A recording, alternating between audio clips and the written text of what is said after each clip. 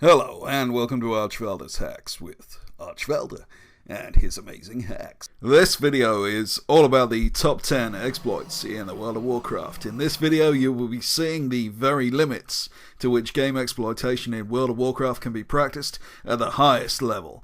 Raid bosses were one-shot or even glitched to become the player's personal bodyguard. Players became invincible, could fly unaided and bypass physical barriers, even conquering death itself. For this video, I'll be using criteria based on the power, impact, and crucially the level of sophistication and innovation required to come up with the exploit.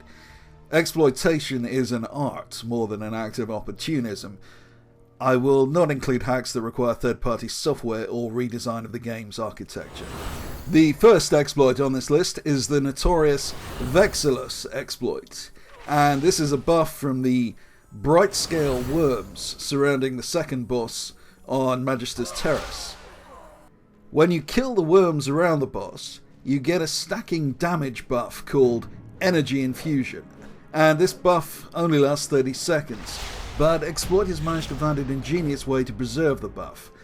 If you get your pet to attack the worms, the pet, not the player, receives the buffs, and the pet can be dismissed and resummoned in the instance, allowing the player to build up stacks on the pet to 99.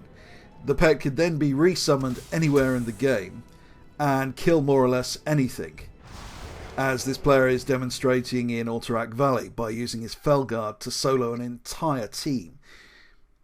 This could also be used in Arena and PvE to devastating effect. Blizzard eventually fixed the exploit by removing the buffs whenever the pet was dismissed. The next exploit is the Paladin Mastery Stacking Glitch, and this has to be one of the most convoluted exploits ever, being composed of three main factors. In Mr. Pandaria, certain items were put into the game which had the stats of a level 90 weapon, but could be equipped at level 80. These items were mostly random drops, and fetched a lot of gold on the auction house. I remember the thrill of one item dropping from a random world mob. If you equipped enough of these items, and otherwise had best in slot gear, and had the best consumable buffs, your secondary stats scaled up insanely. Protection paladins could get 99% damage mitigation through mastery stacking. The second part of the exploit involved vengeance calculation. Vengeance was a stat common to all tanking classes, added way back in 2010, where if the tank took damage, it was converted into attack power. When the Protection Paladin cast the Shield of the Righteous ability, then with perfect timing, the player received a large amount of damage via a melee hit. You could bug out Vengeance and create crazy amounts of damage in addition to the near invincibility you already had, potentially allowing you to solo raid content at what was then the highest level available. For literally months, Paladins soloed some of the toughest content in the game. 25-man heroics in Wrath of the Lich King, Cataclysm, and even what was then current content in Mists of Pandaria, as in this video where the Paladin Faruz solos Elagon. It's well worth watching the whole video of this. I'll leave a link to all these videos below, as is an extraordinary example of timing and skill. The next exploit was the product of one of the most brilliant and modest minds, not only in the world of Warcraft, but the world itself, perhaps even the universe. Me. Now, you may be wondering what sort of narcissistic lunatic puts one of his own plays on a list like this, especially when the video in question got less than 10,000 views and isn't widely known outside of the exploit community. But I believe it merits inclusion because it was only one of a handful of times in WoW's history that an exploit allowed players to literally one-shot even the strongest raid bosses. And by one-shot I do mean literally one spell. To tell the truth, the first half of the exploit I didn't come up with anyway. Strath21, an unrecognised genius of the exploit community who also developed a major dupe involving fortune cards, had been exploring in the Storm Peaks in Northrend, and discovered that using his mage, he could spellsteal some buffs from the mob Valkyrian Aspirant. These buffs stacked infinitely, and you could do millions of damage with them. Strath21 never got the credit he deserved for that find. The problem was that you couldn't take the buff out of the zone without it disappearing. Indeed, some people criticised him for contributing his find on Encore on the grounds that it was useless, which turned out to be deeply ironic. I did see that post, and it struck me that if there was some spell or ability where damage could be temporarily stored, even for only a few seconds, then Strath21's play would be spectacularly game-breaking, to an unprecedented degree. In Mr. Pandaria, just such an ability emerged. The Frost Mage received a new ability called Icicles, which stored a percentage of the damage from every Frostbolt in an icicle above the mage's head. When the Frost Mage cast Ice Lance, up to 5 icicles would be unleashed. I went to Storm Peaks and tried an experiment, spell-stealing a ton of buffs, and then using Frostbolt on one of the Valkyrian Aspirants. I then used a special trinket to port me to the Timeless Isle, and recorded a video of me soloing the Timeless Isle boss, Nizao, doing 120 million damage in a few seconds. But crucially, I omitted the setup in the video and left a cryptic thread on Encore publicly, letting people guess how I'd done it. There were some truly ingenious suggestions and theories. I posted the full method on Encore Elite, which is a private forum, and whole teams of exploiting raiders took up the method and began carving their way through heroic raid tiers, which was then the hardest possible form of difficulty. PvE was completely and totally destroyed for the best part of a month, and finally I released the method on YouTube on this channel. Blizzard finally noticed that raid bosses were getting one-shot and began to catch on. They banned dozens of players, and they changed the way Icicles work so they cannot pass through an instance. The next exploit was active at the start of Warlords of Draenor, and it allowed individual enhancement shaman to lay siege to whole cities. The method was developed and published in an extremely detailed post by Pigdog in April 2015. Shamans could use their damage over time flame shock ability on target dummies and spread it to adjacent target dummies using Lava Lash. They then repeated the process, and this glitched out and created flame shocks with a duration of days. With Glyph of Flame Shock active, the player received healing from the damage caused by all the flame shocks. Not only were they receiving healing from the flame shock on every target dummy, healing from low-level dummies scaled up very high, making the shaman invincible. The shaman could then tank any number of players or NPCs and instantly heal to full health after every target. There is an amazing poster on Encore from a guy called I'm Not a Robot, who used this method to lay siege to Ironforge, tanking city bosses and 40 players before finally being overcome, resurrecting and then facing off against a GM with a teleport field before finally getting his account locked. The subsequent exploit unlocked a whole world of fun possibilities for me personally, and was created by an Encore contributor known only as Boss QWERTY. At the start of 2013, Boss QWERTY released a method on Encore entitled 490 million HP Pet Anywhere in Pandaria, Pandaria being the then current expansion.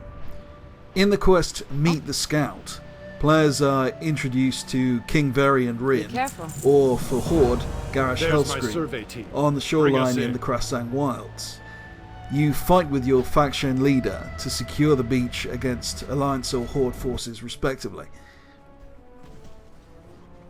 As with most such quests, if you leave the immediate zone, the King or Hellscream vanish. However, Boss QWERTY figured out that if you slowly edge into the zone, then move quickly back out, you'll get the NPC to spawn outside of the intended area, and they will then follow you anywhere on the continent. This meant you had a raid boss fighting with you everywhere you went, in what was then current world content. It was enormous fun. I used this glitch a lot personally. The king could tank any number of NPCs. I even tried to get him to kill the Shah of Anger, which then required 40 people to take down. He got the Shah to about 75% before the mechanics of the fight glitched out and reset. This one makes the list not only because it was a fantastic exploit, but because it can be used to glitch many other quest NPCs out of their intended area.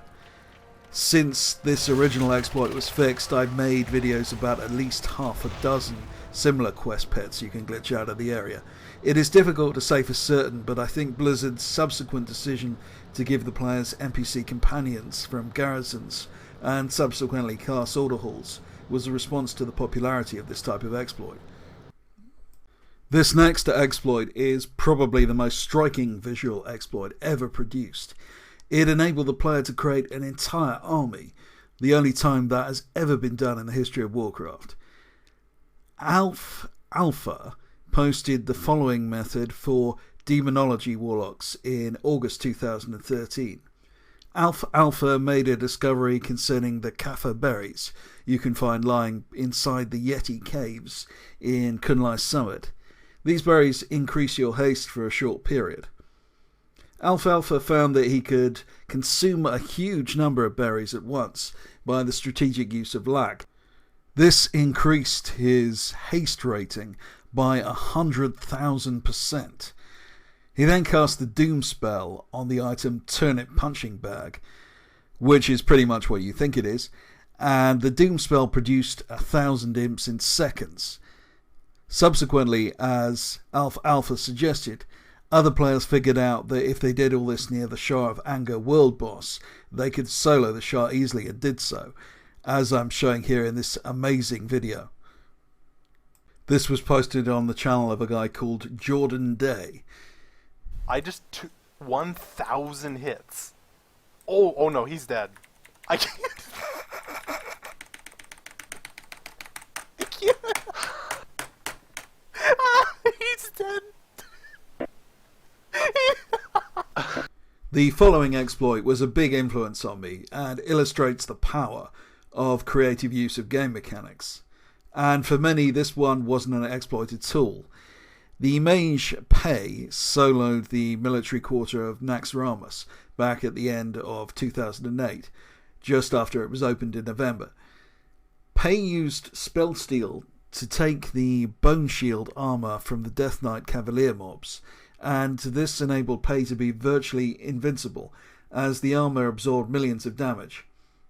Additionally, with the encounter's absorption talent, Pei gained spell power relative to the amount of damage absorbed, matching invincibility with game-breaking DPS. The subsequent video Pei released became one of a select group of WoW videos to break the 1 million views mark. It is a great video, even hinting at the cinematic potential of video gaming with music and intro sequences, and an unusually clear, detailed explanation of the technique. Subsequently, Blizzard panned Pei and removed the loot. It was a horrible decision caused entirely by their own incompetence, and caused some pushback from those who felt, correctly in my view, that Pei had done nothing other than play the game really well. That Rivendare? Yeah, you're going to be killing him real quick, alright? A guy who calls himself the Talon King published a video on his YouTube channel in May 2016. He had discovered that by entering the Proving Ground scenario, then entering a dungeon, you could eliminate the run back to the start. Now, that wasn't the innovative part of the exploit. I'd already published that method in a gold farming video from earlier that year.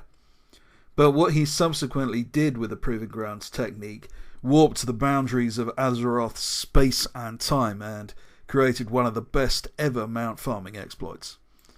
When used in Stratholme in conjunction with an instant reset macro, the player could reset the dungeon and port to the end of Service Entrance Stratholme. Service Entrance Stratholme is unique in that its end boss, Baron Rivendare, drops a mount, even on normal mode. However, the drop chance is very low, lower than 1%, and for that reason this exploit was a godsend, dramatically reducing the time invested to get the mount. The next exploit I included partly because it appeals to my childish sense of perversity. This is the story of the Flying Panda exploits. It started as an apparently charming and mostly harmless exploit. Raw lulz posted on Encore in March 2014 that a player could combine the item Magic Bamboo Shoot with the item Mr. Smite's Brass Compass. Both these items are disguises. The first turns you into a panda, the second turns you into a tauren. The second disguise allowed you to use a flying mount, but the first didn't. And when you use both items and remove the tauren buff, and crucially flew out of the zone, the game glitched out and you could fly around as a panda. And where this got interesting was that as a panda you could cast spells in mid-air, so you could have fun dueling people and fly out of range when they attacked you. And so far this is fun but pointless. But what I then discovered turned this from a fun trick into a world-class exploit. As a mage I could blink while in mid-air in panda form, and this allowed me to blink through the invisible walls that surround the game world. Now, as many of you will know, there's a place called Games Master Island, which isn't supposed to exist in the Warcraft universe, and is actually hidden behind layers of invisible walls. It's to the northwest of Teldrassil. But normally those invisible walls are impossible to bypass, but using the Panda Blink glitch, I could get past all of them, and there are many of them.